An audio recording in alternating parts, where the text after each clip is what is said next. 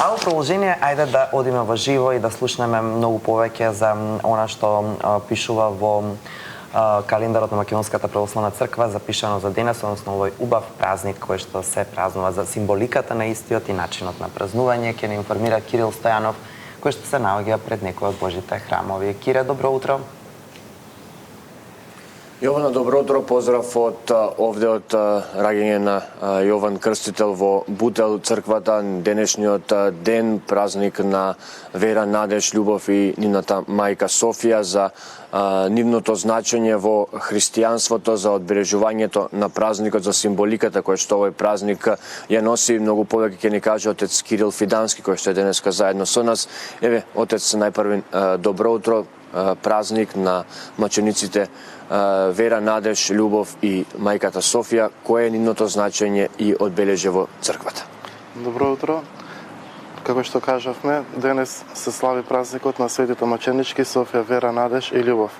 Овие свети маченички живееле во времето на честивиот цар Адријан, кој што се одликувал со силно гонење на христијаните. Бидејќи секој кој што ќе исповедал дека верува во Спасителот Господ Исус Христос, бил осудуван и изложуван на најразлични мачења, така и светата маченичка Софија, откако останала вдовица, продолжила да ги воспитува своите три ќерки, вера, надеж и љубов, во вистинската вера во Спасителот Господ Исус Христос. Но на царот Адријан тоа му пречело, па сакајќи да ги натера овие свети веќе маченички да се одречат од верата во Спасителот Господ Исус Христос, ги изложува на мачење. Како што и самите кажавте, Софија е мајката на вера, надеж и љубов, кои што пак биле дечења.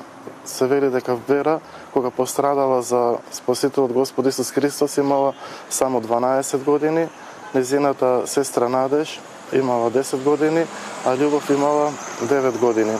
Иако тие најнапред биле убедувани да бидат прелажени, да се откажат од верата во Господ Исус Христос, сепак поучувани од својата мајка и охрабрувани, тие не се откажале и својот живот го завршиле маченички. И ете, после толку векови, Светата Црква се уште ги слави како за маченички Христови, кои што и се молат за нас, сите христијаните, но исто така се и поттик во верата на секој човек. Светата маченичка Софија е пример за мајка која што ги воспитува своите деца во она што е вечно, во она што е трајно. И иако нивниот живот завршува додека се уште млади и дечења, сепак тие го наследуваат вечниот живот, односно Царството Небесно. Убаво е да се каже исто така дека светата маченичка Софија, иако не пострадала од царот Адријан, како што пострадале незините три ќерки со одсекување на главата со меч, таа се вели дека кога ги собрала своите дечења и ги погребала надвор од градот, после 3 дена од тага и од жал се упокоила заедно со нив, и затоа и Светата Црква ја почитува и слави како маченичка. Самото име Софија знаеме дека означува мудрост, па според тоа и Светата маченичка Софија се одликувала со таква мудрост, на кој начин треба да ги воспитува своите дечиња. Отец, еве, многу символика во имињата, пред се мудрост, вера, надеж и љубов, некако се она што и денес ја обкружува црквата. Колку на денешните луѓе, на нас, верниците ни се потребни мудрост, вера, надеж и љубов во еден ваков свет во кој што живее? Да, навистина, размислувајќи за денешниот празник, и во мене се појавија истите мисли, колку е значајно тоа да и родителите кои што ги даваат имињата на своите дечиња, да бидат имиња од православниот календар, кои што пак имаат свое значење, или пак кои што би требало да го следат примерот на светителот кој што го носат.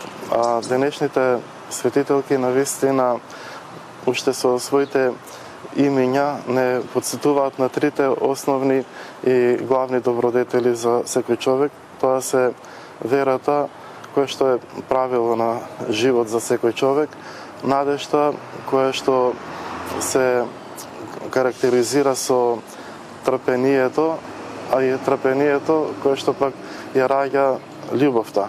И тие три основни добродетели се вели дека се најважни, дури светиот апостол Павле зборува за тоа дека на крајот остануваат само верата, надежта и љубовта. Додека пак секој човек би требало својот живот да го помине трезвено, односно мудро и осознаено. Па според тоа и словејќи го примерот на кој овие светителки не се откажале од верата, исто така го следиме и примерот на основните добродетели, ние да се украсуваме со тоа што тие го имале во своите имиња, односно сите да бидеме исполнети со вера во Спасителот Господ Исус Христос, со надеж во воскресението и вечниот живот и љубовта кон Бога и кон ближните. Еве, отец, освен големото верско значење, некако и многу традиции, многу народни верувања за овој ден. Некаде прочитав дека е како ден на влюбените, православен ден на влюбените, некаде како ден на мајките и ќерките.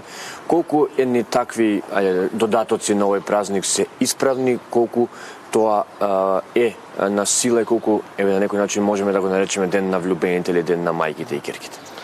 Живејќи навистина во време кога е се повеќе околу нас површно, самата комуникација меѓу луѓето, самото однесување кон природата, кон работата и така натаму, барем луѓето кои што се воцрковуваат во храмовите, кои што и не слушаат во моментот, секој пат кога ќе дојде да се слави некој празник, се побудуваат навистина посебни чувства и посебни мисли кои што за момент не застануваат и бараат од нас да размислиме како се однесуваме ние во нашиот живот кон себе и кон ближните.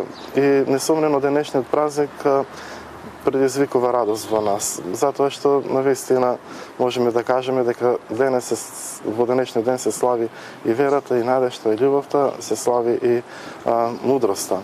Но она како свештеник и како црква што можеме да го порачаме да не се трудиме да ја бараме љубовта во некој кич, во некој подароци со кои што знаеме за одредени празници како е се пренатрупано и се како се обрнуваат на такви неважни работи. Денешниот празник, да, може да се каже дека и на верата, исто и на надежта, исто и на љубовта, но празник кој што треба постојано да се сеќаваме на тие добродетели. Секој ден да бидеме, како што кажавме претходно, исполнети со вера и со надеж и со љубов. Така да не треба да се надпреверуваме ние со современата цивилизација или модерно општество кои што ни наметнуваат некои такви славења или такви празници во кои што наместо љубавиот збор, вниманието, грижата, подадената рака ќе бидат израз на љубовта, тоа да го бараме во нешто кое што е на некој начин пластично или неприродно или така натаму. Така. Да. Еве, отец, бидејќи вие спомнавте дека убаво секогаш да се даваат имиња кои што имаат убаво значење, особено се присутни во верата и во црквата, на денешен ден многу од тие луѓе го слават својот имен ден. Како и на кој начин тие треба да го одбележат денешниот ден? Да, навистина имињата на денешните маченички, особено од секогаш се среќавале во кај православните христијани и особено кај нас во нашата македонска православна црква и ето користиме можноста на сите да го честитаме именденот кој што денес ги слават Светата маченичка Софија, вера, надеж и љубов. Па според тоа денот би требало да се помине најнапред со посетување на светата богослужба, доколку ја има во храмот каде што живееме во близина или каде што се воцрквуваме, да го почитуваме правилото за постот, кога е во пост во текот на годината и да се трудиме постојано да живееме духовен живот. Според правилото, денешниот празник дозволува трапезата да биде и со мрсна храна. Така, отец, ви благодарам многу за споделените информации за овој убав празник и ден. Навистина се радувам што имавме можност да позборуваме денес за светите маченички Софија, Вера, Надеж и љубов и уште еднаш нека биде за многу години да го славиме. Амин.